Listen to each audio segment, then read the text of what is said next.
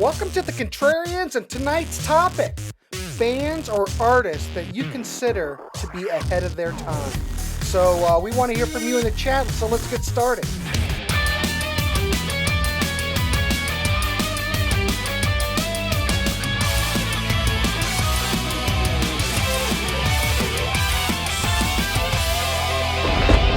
Welcome to the Contrarians, and tonight we have a great panel. We've got Jeff Halvarson, we've got the Parish of Rock, and we've got Philip.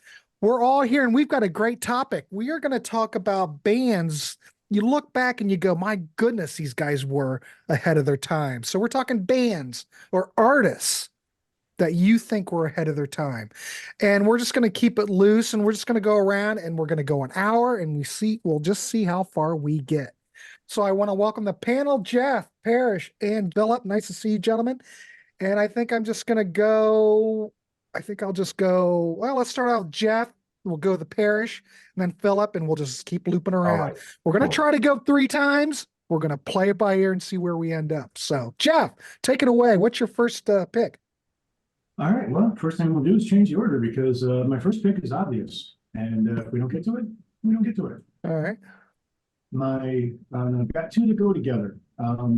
So one of them is Love, specifically the Forever Changes album. The stuff before that's kind of Birds-like, and it's good. That's fine. It's not what I'm talking about though. To me, Forever Changes is kind of a proto-prog album, and there's prog or art rock, and I don't want to get hung up on the definition of prog and art rock. Everybody makes that split differently. Some people don't think they're the same thing. I don't care where you sit on it, but basically the way I look at it is that prog is a lot of things, and some of it is time signatures, and some of it is massively long songs, and some of it is multi-part things. But there's also kind of a pastoral side to prog, which is like the Canterbury bands. Some of those songs were long, but in '67, that stuff wasn't around yet, that I'm aware of. If ever I say something wrong, because you guys often know more than I do, feel free to just jump my shit. I mean, We'll stop. Whoa, Jeff. Whoa, you're wrong. No. Yeah, no, seriously. Why bother? Let me continue if I'm really way off base. But I am not a prog expert, but I do like it. So anyway, the point is that there's some multi-part stuff going on here. There's a bunch of different instrumentation. It's psychedelic, so it's kind of weird, and I think some of that made it over. I don't think you can say that no prog had psychedelic elements to it. Some of it does. Some of it goes way down that road. Some of it doesn't. So, and I'm not claiming this is a prog album. I'm claiming this is kind of it set the scene to borrow a title from the album. One of the songs, it kind of set the stage for that sort of thing. It provided some of the guiding path, I think.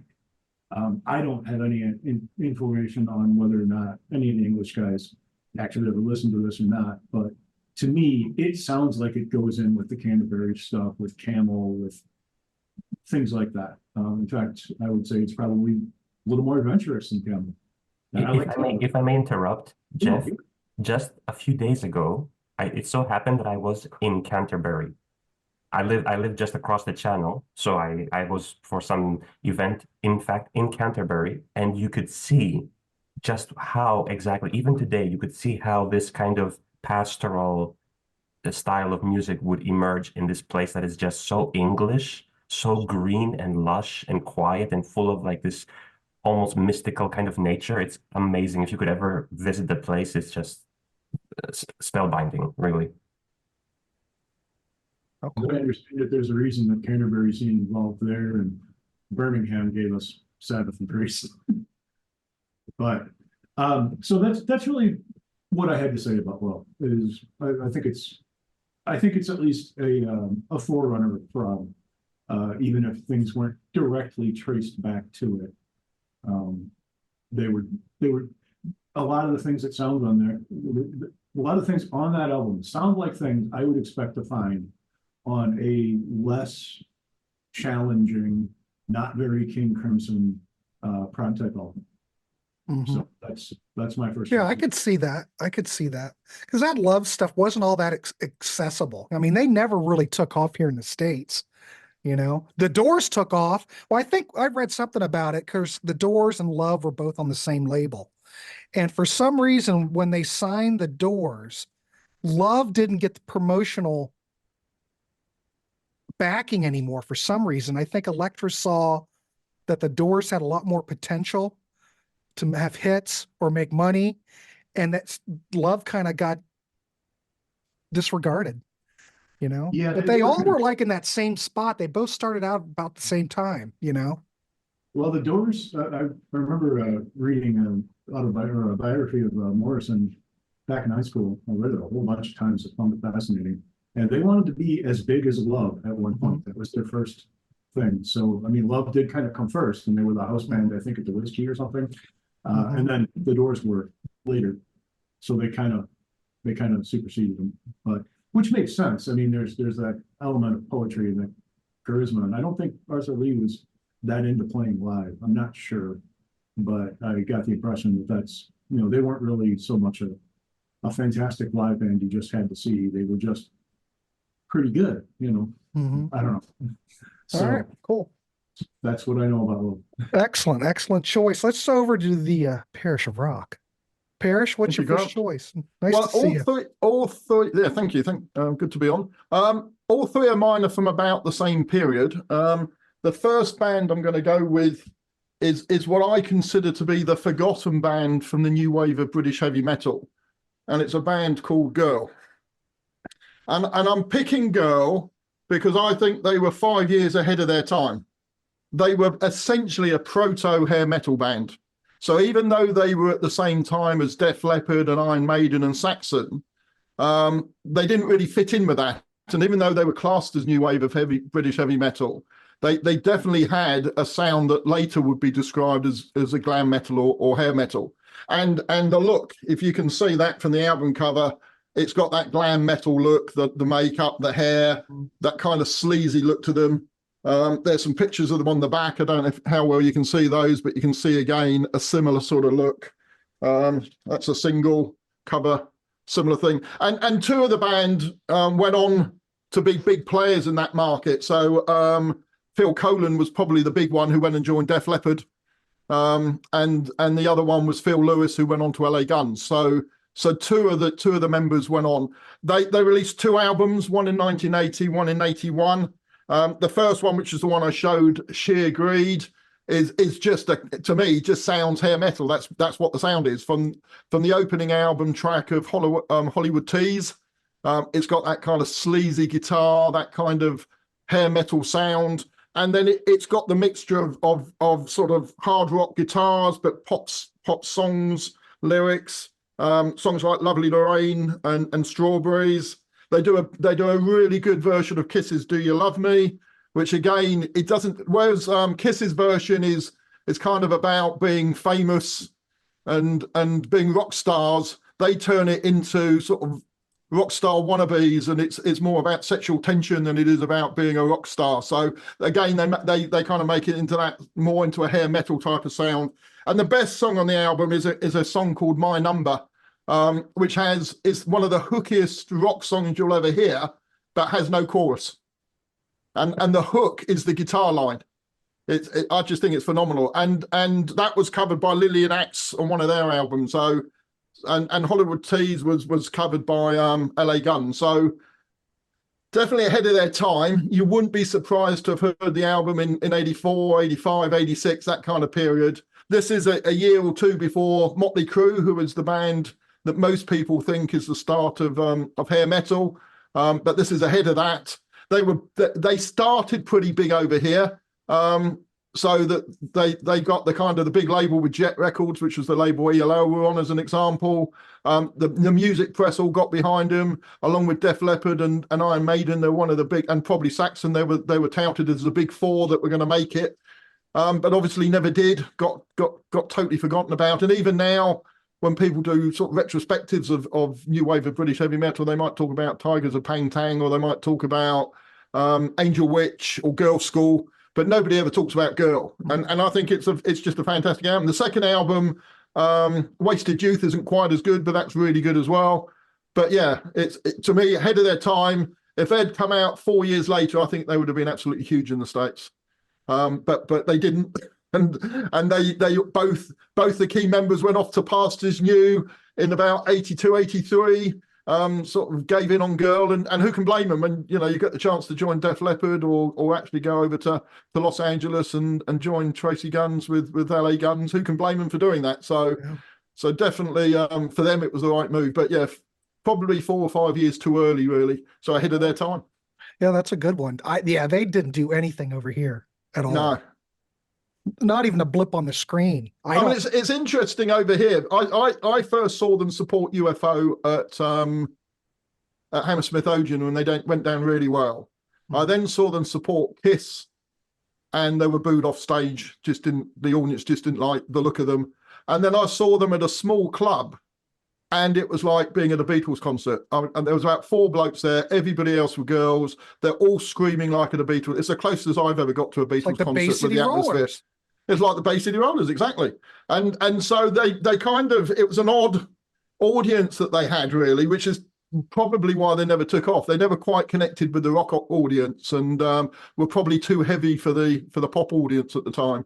But the look kind of tied in with another band I'm going to talk about later, so I'll save it for that. And I think that's probably where they kind of crossed over a little bit into that pop audience.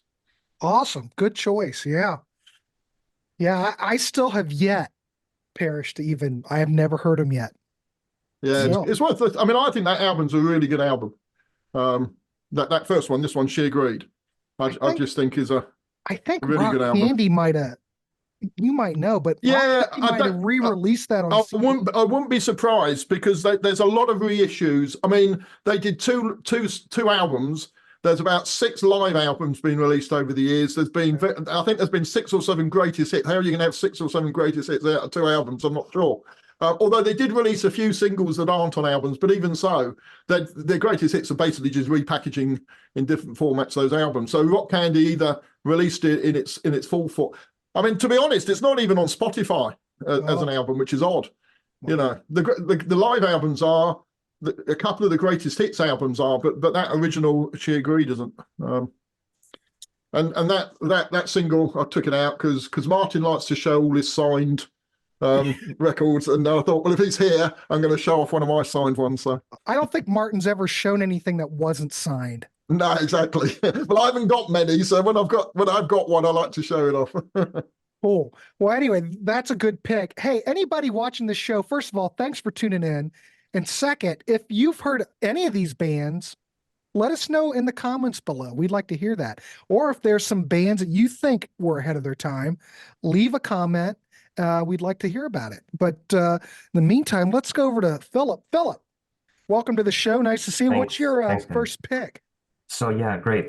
Thanks for having me. And yet another reminder of why this community is so great, because I am just learning so many things. I had never heard of this band of Girl before. Had no idea whatsoever. I have to say also that on that cover you showed, they could have been on that cover show you did last time, where they looked really cool. They look really definitely cool on that cover. But those guys don't look like a hair metal act. They look like a glam rock band.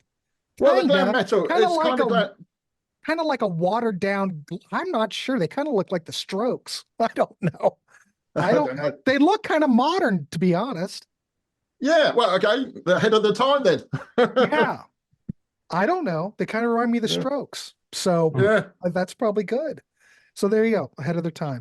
So anyway, my first one is actually Jeff provided a bit of a segue with the Canterbury scene, and I will go with one of the most important songwriters and very misunderstood at his time, which is Nick Drake. I got into Nick Drake in the last couple of years, in fact, which is kind of strange since I'm a big prog fan. Of course, he's not a prog musician, but he's prog adjacent, as you would say. He comes from that kind of broader scene of British prog. The interesting thing about this is that I learned him thanks to my obsession with Steven Wilson and with, of course, Opeth and Michael Ackerfeld, who both of them have kind kind of reappraised the work of Nick Drake and his uniqueness, and have claimed that his music is he only made 3 albums, have been very influential in their own music. And gradually you start to see, in fact, many links between these various contemporary prog artists who do have a big fan base, and you start to see that, there's a lot of Nick Drake in there. So Nick Drake, he started with the album Five Leaves Left, which by all standards, it's probably his most accessible. It has the only song in it, which is maybe his only hit, which was Riverman, which even that is very eerie. There is something very eerie, obscure, and dark about Nick Drake's overall style. When you hear his voice, obviously, he has a very peculiar style of singing, which, this is maybe a bit of a strange connection I might make, but people talk today a lot about like Billie Eilish and how she does this kind of mumbling thing and a sort of weird kind of dark spoken word thing. He did a lot of that at the time with that kind of very low key kind of voice, which sounds almost a bit dissonant, but it's not actually. And in fact, the guy has a very unique kind of voice, and he's very charismatic. He also had a very peculiar style of playing on the guitar. He was an amazing guitar player. In fact, after a bit of research, I discovered that he really honed his skills, and he really worked a lot on his technique. But he did have a very peculiar style of strumming and finger picking that, when you first hear some of his tunes, it doesn't make much sense the way the lyrics are put on this style of execution. But in fact, it's like he's basically coining a new term, he's establishing a new style of playing and singing. In addition to that, he doesn't have a chorus. Rarely do you find a chorus in his work, especially when you reach Pink Moon, where you get tunes that are like 1 minute or 2 minutes, and there's no chorus. It's just like a continuous stream of consciousness, a train of thought that kind of just keeps going and going, God knows to what direction. But there's something very poetic about it, and his lyrics, of course, are very much inspired by British poetry. And he was very influential to other artists who kind of brought him back to prominence, 20, 30, even 40 years later.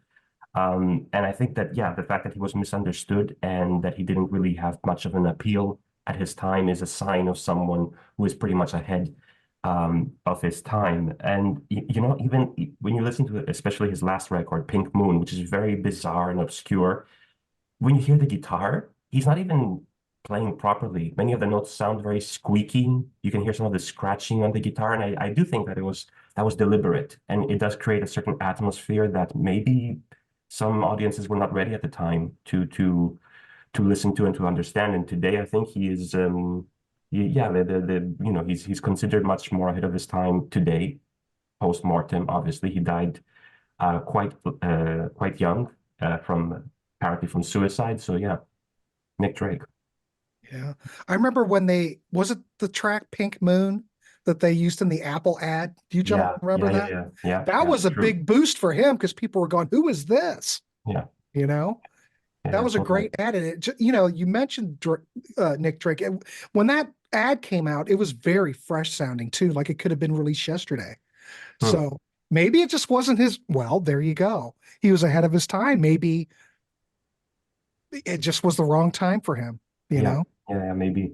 Could be. That's a good choice. All right. Yeah, thanks. Awesome. All right, Jeff, what's your number 2? All right. So more prog without being prog is my number 2. I'm going with Hawkwind.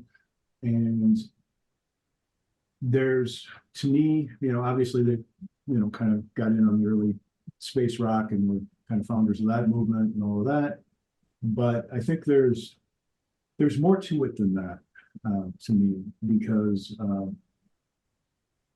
if you, not to really pick on this album, but to kind of compare, you've got UFO and their 1 hour space rock, and clearly that's meant to be a space rock album, and it's noodly, and I like it. I don't want to rip on that album, but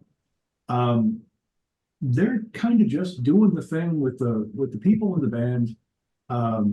everybody plays what they play. There's not really anything else going on, and it's sort of groundbreaking. But the Hawkwind stuff, they do something that I don't think a lot of other people were doing, which is having the electronics only guides, so that you're doing something with 3 chords or 4 chords, and it's not about the chord progressions, it's not about the timing, it's about all the weird shit that's going on along with it. And it's almost like orchestrated on the studio.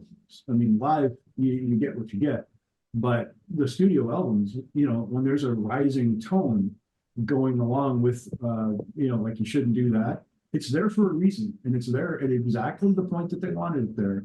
And it makes being able to listen to, what is it, like 15 minutes long? And it's got like one change in it where it goes to a different part that it'll do for a few bars and then go back to the main thing and do that for another 4 minutes.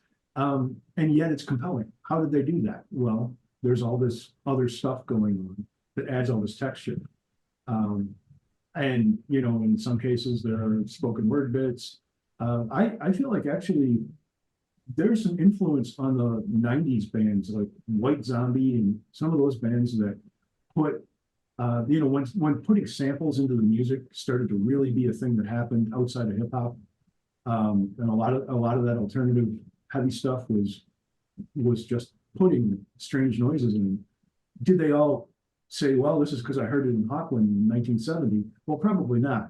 But I think the idea, filtered up, bubbled up to that era through who knows what path. I don't. But I think they also did a thing on the first album. There was a great quote from one of Martin's books where he says, very few bands had the courage to be this weird all over their debut album. That line always stuck with me. And they did a thing with the song Paranoia where it was 2 parts because it ended on side 1 and started up again on the next side. And it sounded like your turntable lost power. Like it slowed down kind of in a natural way. And I think that's what they were trying to do. That's kind of a fourth wall thing. I feel like, and that's really kind of a theme with Hawkwind is that, we've gone from Herman's Hermits or whatever, not to pick on them, they're fine, they're great. I do like some of their stuff. Where there's some chords and there's verses and choruses to, well, this is a performance art thing. We're doing all this other stuff. It's not just the song, it's all the crap that goes along with the song. And, you're never just presented with a song and that's all they've got. Like, here's your chord progression and you're done. That's one thing I really like about them is you always kind of feel like you have to listen to the whole thing to find out what's really in there. You can't just listen to one verse, one chorus and say, oh, yeah, I think I get the idea. There's probably more. And I think they probably weren't the people that invented this and did it the first time before anybody else, but they did it real hard and they did it forever. So whether that's ahead of their time or not, I suppose might be, because I can't think of a lot of bands that are like, well, we want to sound just like Hawkwind. They've covered them, they've been inspired by them, but there aren't really a lot of other bands that are, well, if you're tired of the Hawkwind catalog, go listen to this because it's almost the same. Not a lot of them. Mm-hmm. So it depends on how you look at ahead of their time. What year did that first album come out? 1970. Okay. Yeah, but think about it. There was nobody sounding like that band then. I can't think of anything. There might have been elements of what they were doing. I mean, they're kind of coming out of that psychedelia, And on Duel 2 was out, and Tangerine Dream was doing weird things, but nobody was doing weird things the way they were doing weird things. And I don't think a lot of people really have since. I mean, it's almost like an orchestra piece in some ways, where instead of having these, like the triangles that only come in on this part, and when the sheet music is like 58 pages of blank stuff, and then 2 things here, and then another 40 pages of blank stuff. But we needed the triangles in this one dramatic part. They've got the electronics that do that, and they use them a lot more. So it's almost like translating that kind of music construction to an electronic format, which there hadn't been that much of that, I don't think. So Yeah. Kind of reminds me of Soft Machine to some degree, but Soft Machine just, were kind of psychedelic and they just turned into a jazz outfit, They're just playing jazz eventually. It's just, I don't know. So it's different, but for some reason, Hawkwind and I think Soft Machine, I don't know why in my brain, but I do. But all right, cool, Jeff. That's a good choice. Let's send it over to the Parish. Parish, what's your number two? Well, before I do that, I just want to add on to the Hawkwind thing, because I remember back, and they're the first band I remember thinking how good they were listening to them on headphones. So go back to those early 70s. There wasn't many bands where you'd listen to songs on headphones and you could hear a lot more going on than you could if you just heard it on the stereo. It became a thing later with the likes of Pink Floyd and others. But I think if I look back, they were the first band I really enjoyed listening to on headphones for exactly the reason that you've just said. Mm-hmm. There were so many things going on. You almost felt like you heard something new every time you listened to it.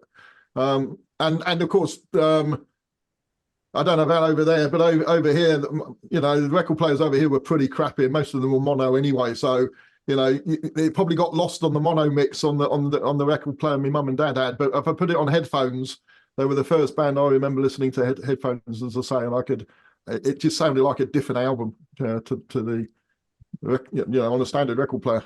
Those Hawkwind albums, though, back in the day in the States, they got released over here. I think they were on United Artists, but gosh, they were probably all cutouts. I don't know if anybody bought them back in the day here. I mean, Hawkwind's never been a big draw here anyway. I mean, they're a lot, I guess they're considered a cult band. I would consider them that. I mean, the only song anybody really knows now over here is Silver Machine. Mm-hmm. But they were pretty big at the time. I mean, and I didn't see them in the early 70s, but I saw them a few times in the late 70s, and they used to play big venues, or reasonably big venues. So they were pretty big.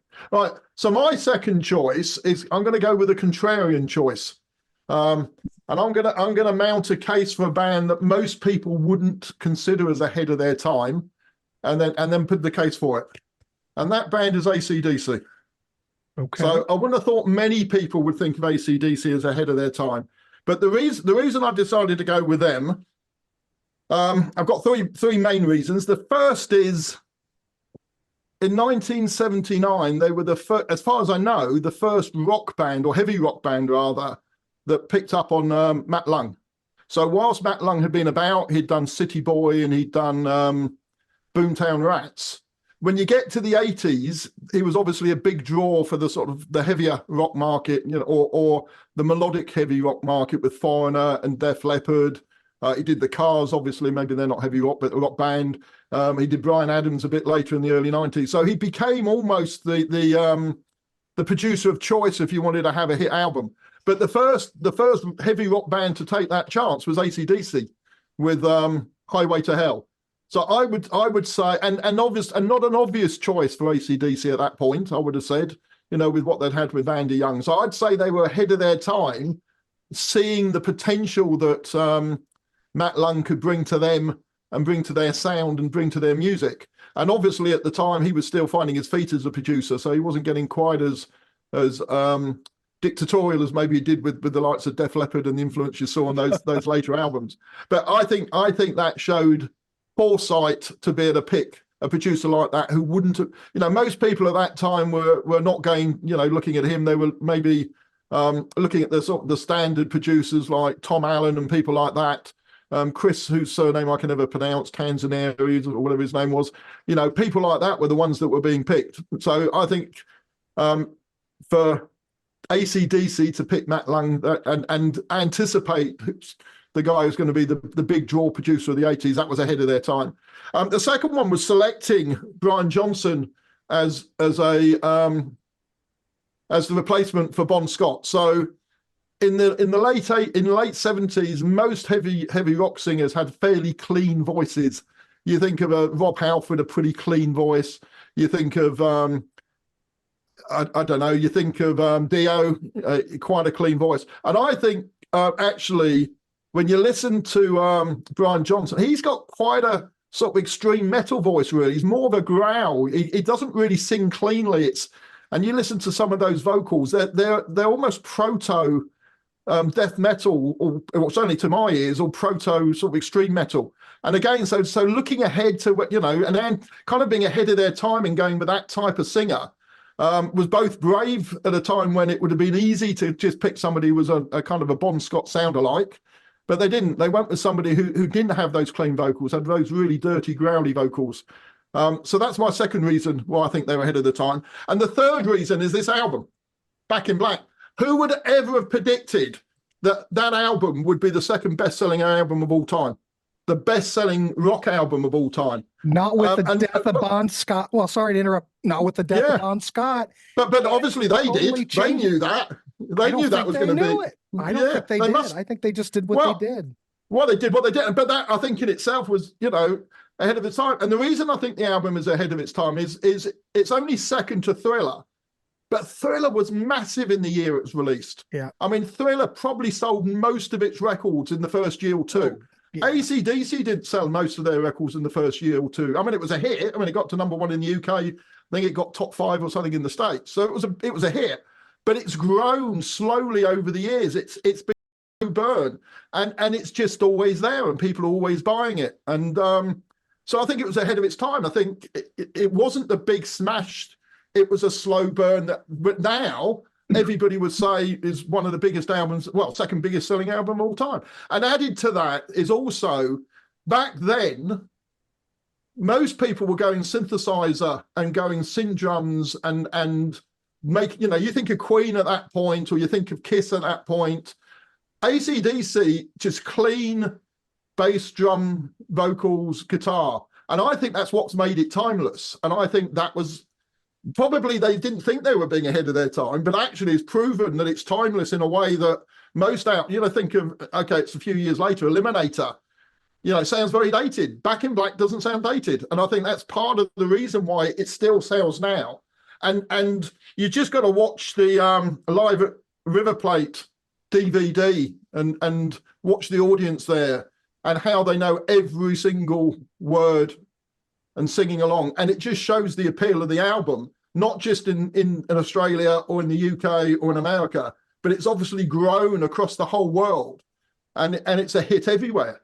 And so I'd say that album, AC/DC, ahead of its time, because it's now the second biggest selling album, the biggest selling rock album of all time.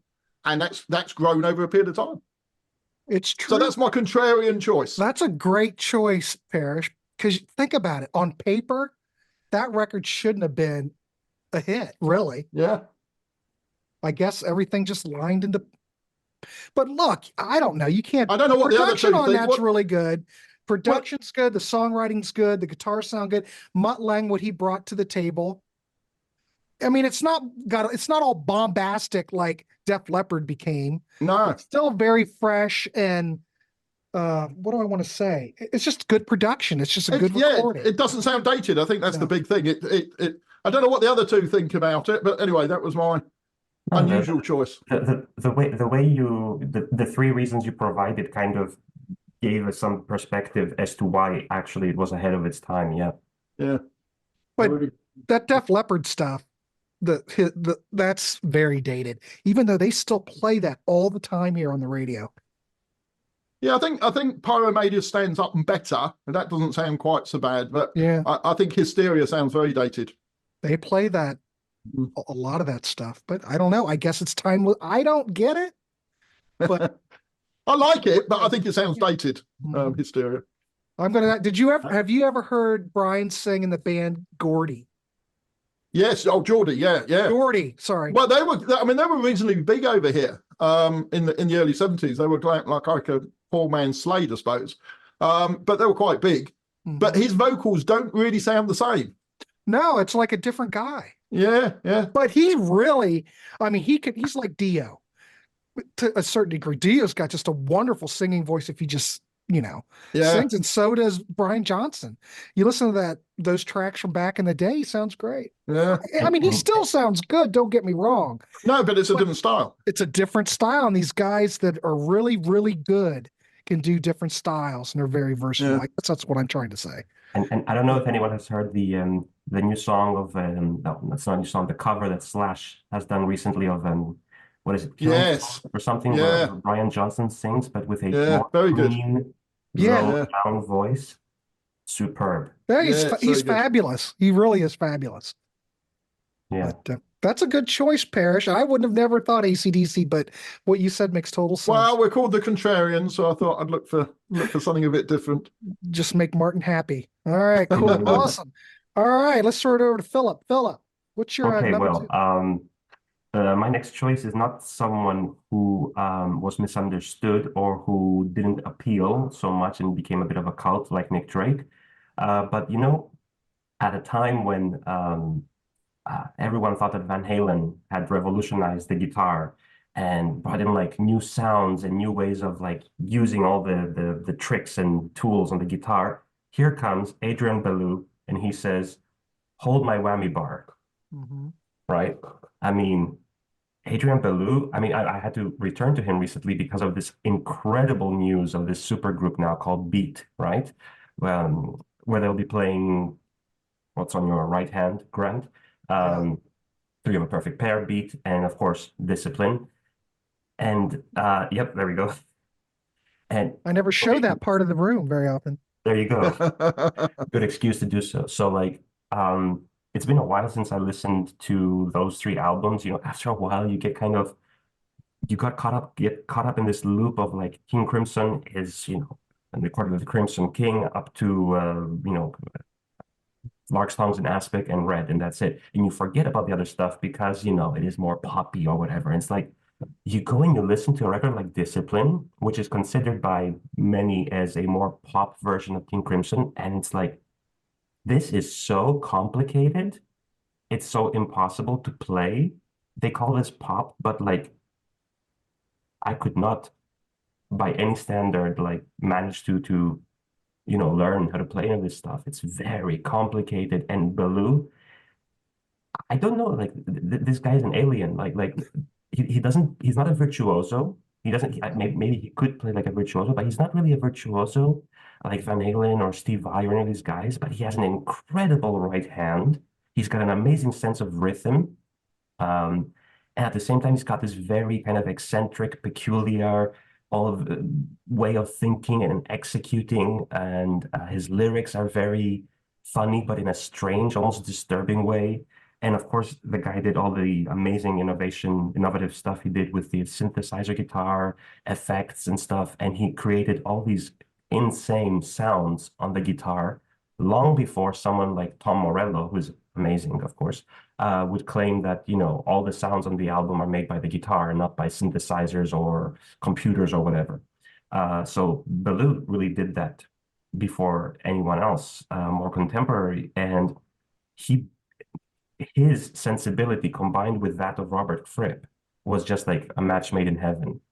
And he did bring a more pop sensibility to King Crimson. He was also in Talking Heads, etc. But the stuff he does is just so I cannot wrap my head around what he does and how he does it.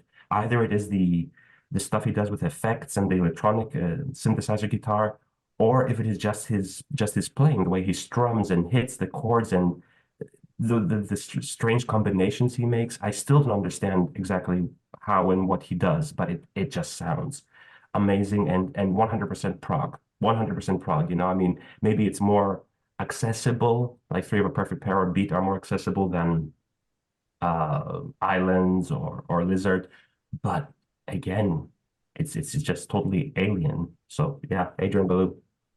Yeah, I agree. I think it's like he's from another planet. And if you think about it, the whole new Beat band, who else could play Robert Fripp's parts? I was thinking other guy could probably handle it, but I think Steve Vai absolutely. And there's some videos out on YouTube where he's talking about it. I mean, he's still working on those parts because he can't play them just like the way Fripp plays them. He's working on his picking technique and on his strumming, which, you know, Robert Fripp, he does like crazy, like exercising gymnastics on the guitar, just sitting like that, you know, stilted, rigid. Yeah. Yeah. And Steve Vai has had some issues with his wrist and all that, like Steve Morse as well. So he's trying to discover a new way of executing Robert Fripp. But yeah, Belew is the real crazy dude. in that whole The combo. thing is about that whole era of King Crimson that I love though, because it can be way out there, but there are still, it's hooky enough, and there are melodies like, uh, what do I want to say? Trying to think of a track. What's the track off? Elephant Talk. Yeah, but there's still, that's a good example. It's Mhm. very experimental, but then it's still accessible at the same time. It's weird. There's never been anything quite like that era of King Crimson, you know? It's just phenomenal. But man, Maybe Talking Heads to some extent. yeah, yeah, but not quite like, well, No, you get no. Fripp and Adrian Belew together, but Beat, I'm gonna say, I'm looking forward to that. Yeah, I hope they come to Europe. I really hope they do. Probably if it's I can't imagine, cannot not imagine that the tour would not be a success, because people have been waiting for this, I think. And Mm. anytime, and you get two great players like Belew and Vi together, oh my God, look out, ladies and gentlemen, should be Yeah. great. Cool. So we got about 15 minutes. We can go around one more time, but just so we wrap it up in 15 minutes. Jeff, what's your number 3? First, I got a thing to say about, I think the reason that nobody would have thought of ACDC is because, unlike a lot of other bands, there isn't a name for the ACDC subgenre. Because there are a bunch of bands that sound like ACDC. Crocus. They may not be as effective at it, but I'm thinking, Crocus to some extent, Heaven, they're out there. But and if they do sound like ACDC, that's pretty much what you said, that they sound kind of like ACDC. But in the same way that bands that sound like Black Sabbath don't, like they owe something to Sabbath, don't sound exactly like Sabbath. ACDC has their own, has their own thing. But I think that's kind of amusing that there is that little subgenre, but it doesn't have a name. So. Well, didn't they originally? We did a show on pub rock. Now, if you look back in the history, like ACDC, a lot of that early ACDC stuff, they kind of considered that pub rock. Do you guys? But Can you? well, they hear did in that? Australia but then I think you talk to people like Peter, he will say that anybody who played in the pubs was known as pub rock. So it wasn't okay. wasn't so much a musical style as more where they came from, because what they call pub rock is totally different to what we call pub rock in the UK. Mhm. Which would be bands more like Dr. Feelgood or Eddie and the Hot Rods, that kind of sound. So, I think, and most Australian bands back in the 70s started in the pubs. So therefore, I think they get classed as pub rock.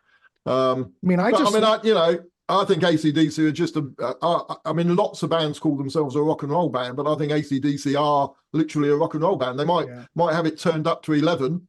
But nonetheless, ultimately, they're still sort of Chuck Berry on Heat, aren't they? So, to me, they're still just a rock and roll band. Yeah, there you go. I agree. Well, if we go real fast, Jeff can go ahead. It gives me there's quality foreshadowing going on here. Sabbath is my third pick.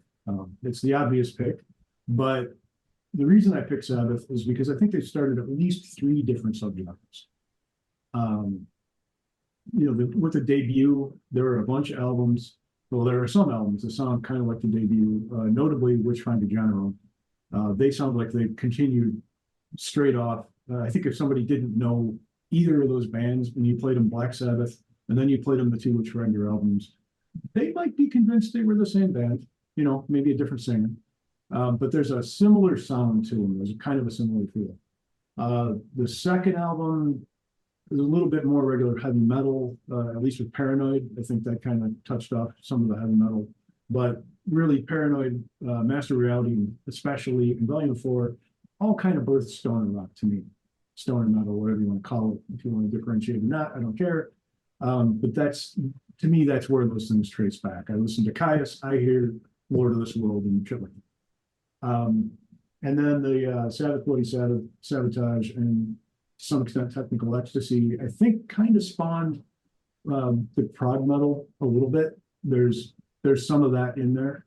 It's, again, obviously not a direct path straight to Fate's Warning or something, but a lot of the ideas are there, and then reforged into something else. So, and certainly with Sabotage in particular, and Sabbath to some extent, were a lot more progressive than, I mean, really Sabbath's always been kind of progressive. It's one of the reasons that I think that they're so damn good is that they were a bit proggy in a metal way or a hard rock way. I don't really have anything to say about Never Say Die. I don't know if anybody took Never Say Die and said, let's continue from here. If they did, I think I might want to hear it because it'd be weird. And then at the end of this run I'm talking about, Heaven and Hell, to me, then they're not birthing anything. They're actually solidifying.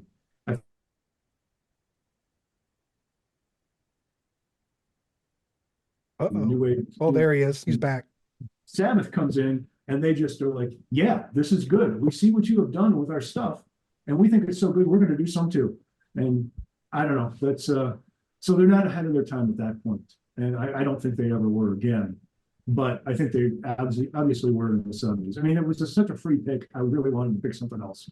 But I kept running into things that I either didn't know the rest of the context around it, or I didn't know the early history of the band. Like the Stones, I think would be a great thing for this, tracing it to Aerosmith and Guns N' Roses. But honestly, I don't know that much about the Stones. So I can't talk about them with any intelligence really.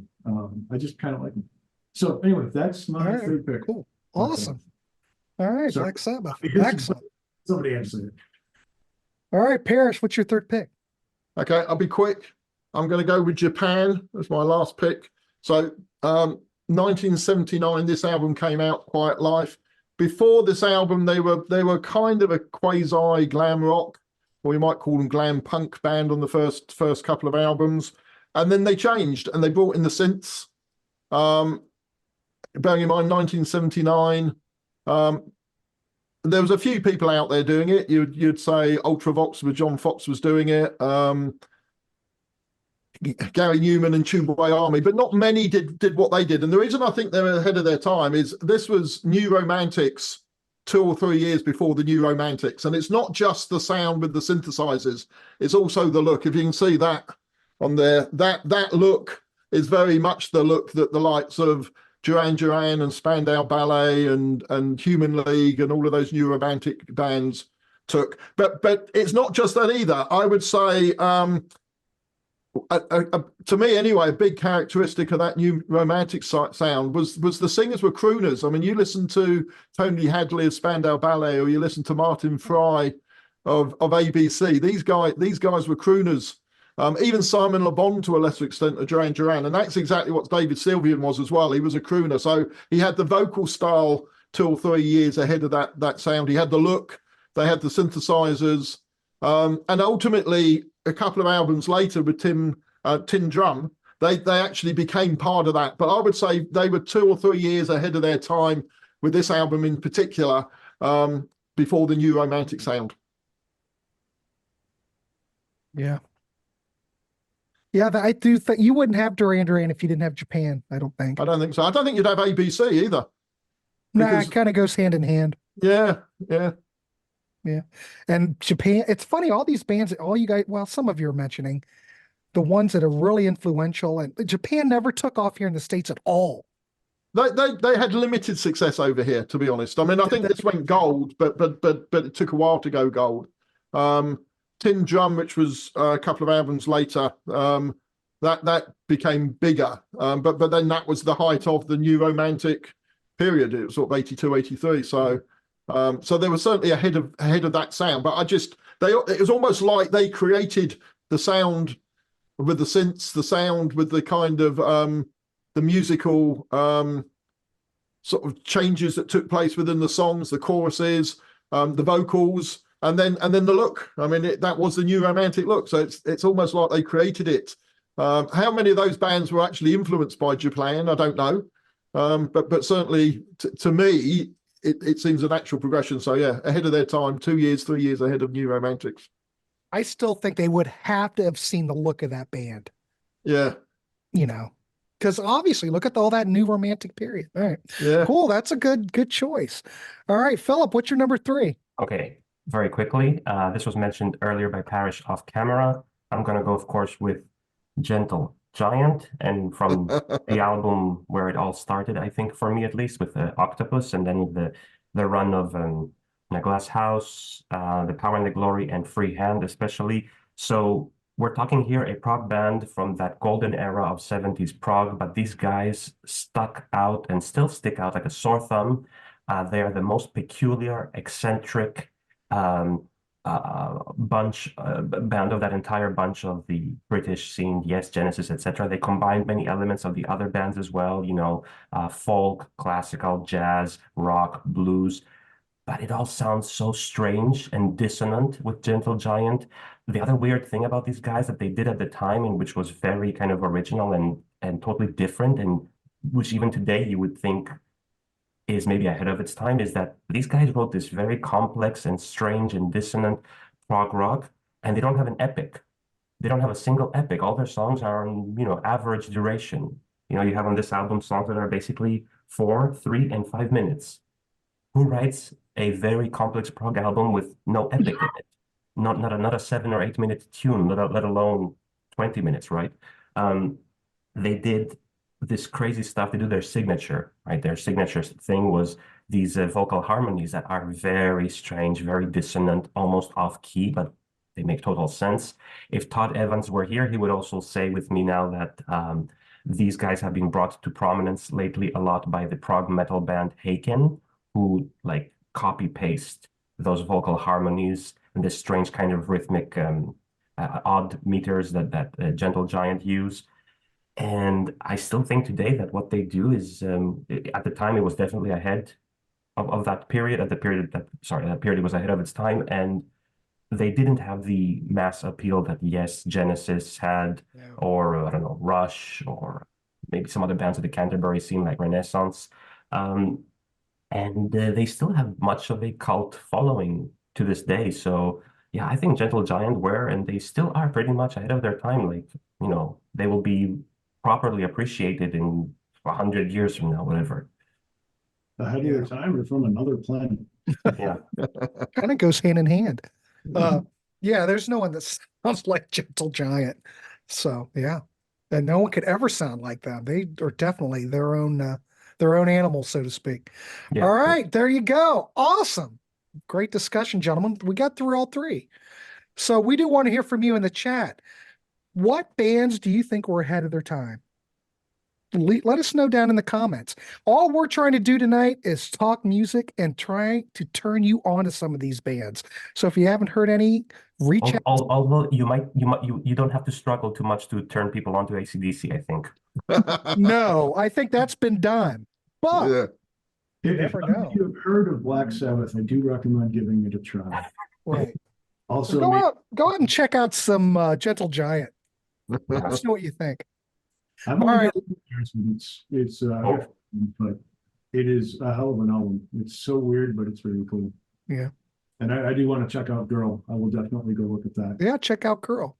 Absolutely. All right, everybody. Thanks, gentlemen, for coming on tonight. Thank This you. was fun. We will see everybody on the next one. Please like, subscribe. You know the whole routine. We will see you. Thanks.